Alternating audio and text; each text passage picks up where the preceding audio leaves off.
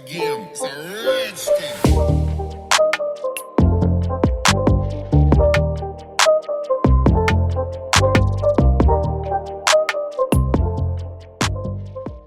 The 2014 Mazda 3 is a standout in terms of styling and design, and its long bonnet and cab-back design really casts it in a different light compared to most other compact cars. It competes with cars such as the Honda Civic, the Toyota Corolla, and the Subaru Impreza. The car can be had in two body styles, either a sedan or a hatchback as seen here. Adopting the automaker's Coda Soul of Motion design language, the Mazda 3 loses the creepy smile of the previous generation and takes on the brand's new blunt nose and 5-point grille, leading into thin, slanted, sweepback headlamps. A sweeping shoulder line shows gracefully along the body side, and a more slanted, fastback roofline on the hatchback ends in what we see as a somewhat softer, less distinctive rear end treatment. The car comes with Sky Active, which is Mazda's series of technologies which aim to increase fuel efficiency and engine output. This Mazda 3 comes with LED low and high beams. The turn signals are incandescent, and it comes with halogen bulbs for the fog lamps. The key fob is pretty standard with a lock and unlock button, and there is also a traditional key hidden away at the back of the key fob. You are able to unlock the door using this traditional key, or you may also use the method of using the touch sensitive button located on the door handle. Of note is that the door mirrors fold and unfold with the locking and unlocking of this car. It also comes with lockout prevention technology just in case you leave the keys inside the car.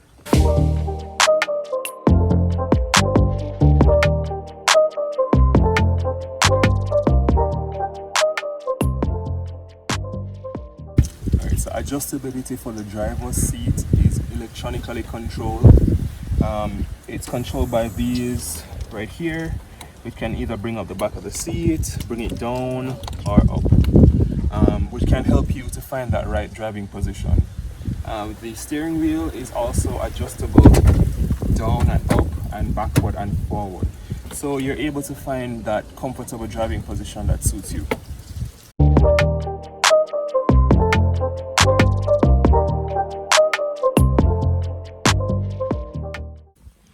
Okay, so the steering wheel looks pretty good.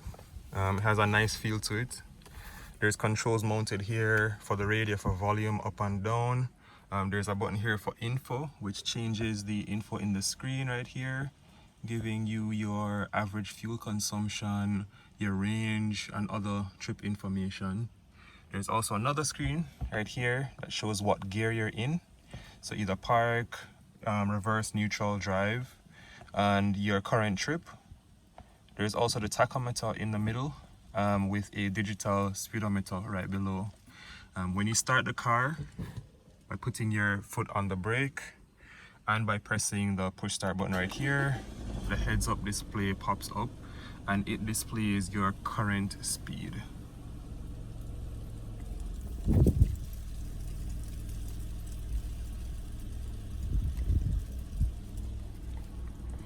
On the steering wheel, you also have your cruise control by setting it right here, on and off. Cancel. Has a nice sounding horn.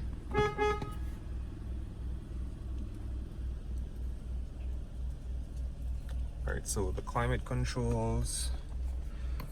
The knobs feel pretty good. There's a button for recirculation for AC if you want defrosting, fan speed, the mode. The car also comes with dual climate zones, so you can adjust on the left side or on the right side. Alright, so in the center you have this rubberized mat right here that you can use to maybe place your phone or some keys that can prevent it from sliding around. The gear lever is right here. The controls for the infotainment screen. Shortcut keys for music, navigation, home, back, favorites. The volume key. Our volume knob right here. This is a joystick selector that you can turn, similar to what's found in, I'd say, maybe the BMW.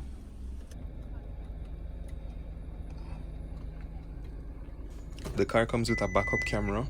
There are guidance lines, however, unfortunately, there is no trajectory. And there's the e-brake right here, 2 cup holders. There's also this center armrest. There's a tray that you can store like coins. There's 2 USB inputs right here. This is your auxiliary input. There is also something for SD card, a 12-volt cigarette lighter, and this here is pretty deep as well.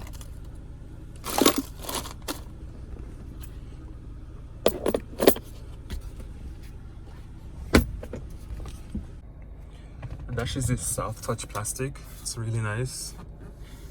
Again, you have the carbon fiber inserts right here, piano black. There is the control for the door mirrors, so left and right, and to control it. It's also down and up, one touch for the driver's side. Right here you have the iStop system, which helps with fuel consumption. You have traction control and ASF on and off. Car comes with 2 map lights up front and the controls for the sunroof. The sunshade though is manual.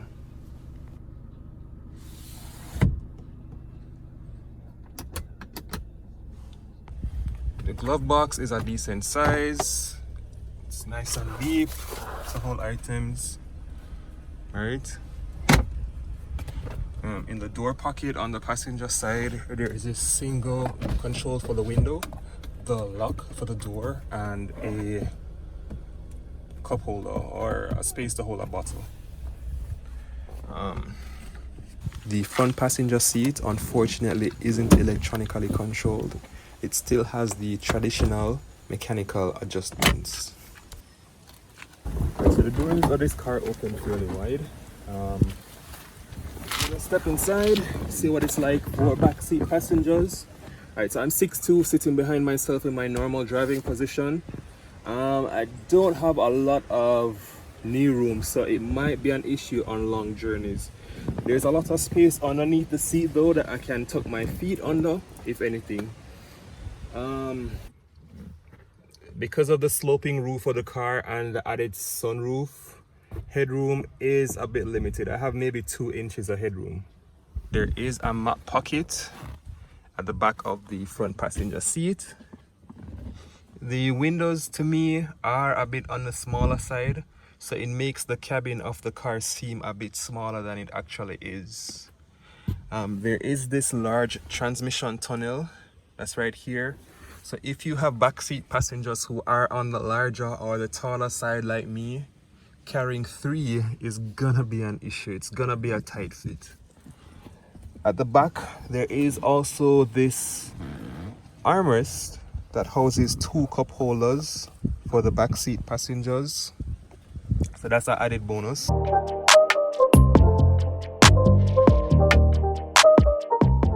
Right, so the trunk can be opened by pressing this little button right here beside the backup camera.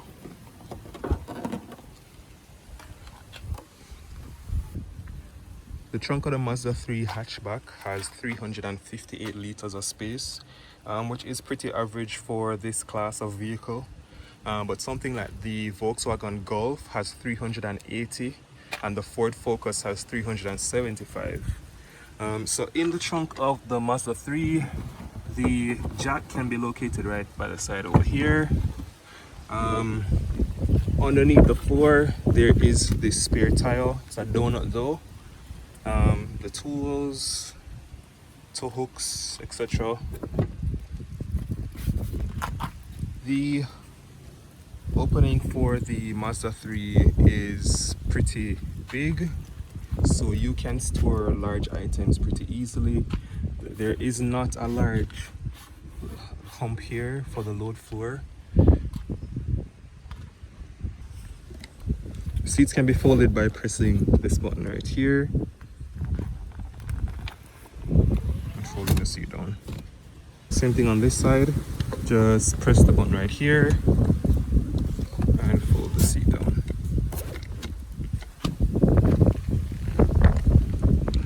seats lie pretty flat, so you can store additional items back here.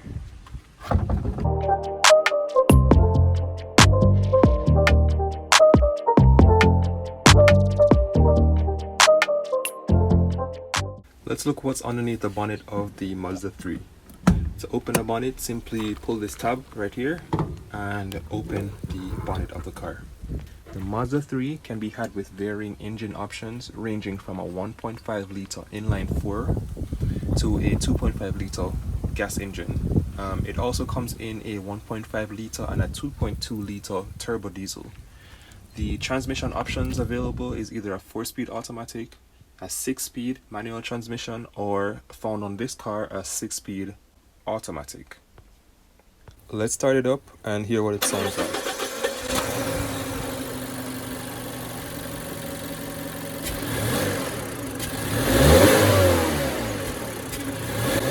The car has this nice sounding exhaust note.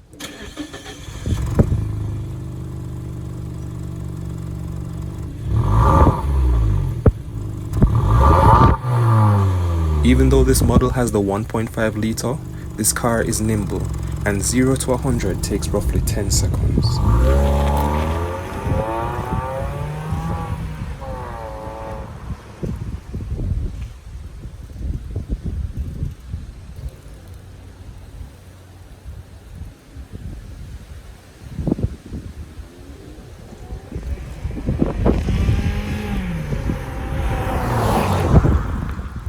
The average fuel economy on this car is around 18 kilometers per liter. This car uses regular gas, which means 87 octane, so you're able to spend less at the pumps and it will last a bit longer. The Mazda 3 is among the very best in its class. Though it may not grab as much attention as offerings from some of the larger brands, redesigned in 2014 with a fun, attractive new look, plus new features and more efficient engines, the Mazda 3 should be a mandatory inclusion on any shopper's small, fun-to-drive, efficient list. Thank you for making it RR Car Reviews. If you like this content, just remember to like, comment, subscribe, and share with your friends. See you next time.